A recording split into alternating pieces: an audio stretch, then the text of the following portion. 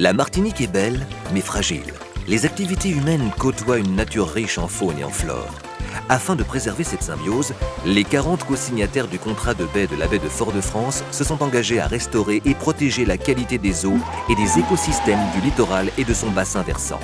Ce contrat couvre le territoire de 14 communes, de Schoelcher au nord jusqu'aux Anses d'Arlay au sud.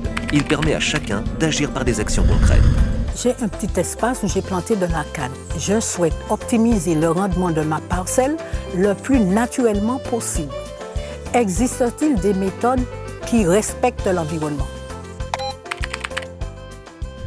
Dans l'intervalle, avant que l'herbe ne pousse, il suffit de planter des pastèques, des melons. Ce sont des plantes rampantes et non grimpantes.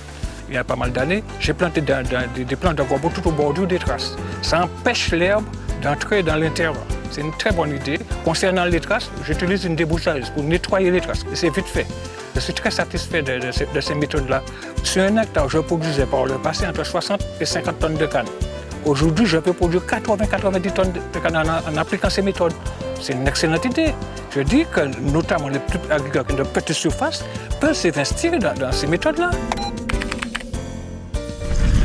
Alors, l'une des missions du Centre technique de la canne et du sucre, CTCS, son service agronomique plus précisément, c'est d'accompagner les producteurs pour leur permettre d'augmenter leur productivité, leur rentabilité au niveau de leurs exploitations.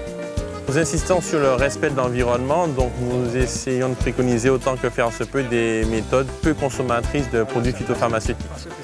Notre principale problématique, c'est la gestion des herbes indésirables, puisque ce sont des éléments qui vont concurrencer le champ de canne. Les méthodes naturelles pour y arriver sont bien sûr le choix de bonnes variétés, de variétés que nous travaillons ici au CTCS, qui vont couvrir rapidement le sol et qui vont permettre à la canne de prendre de l'avance.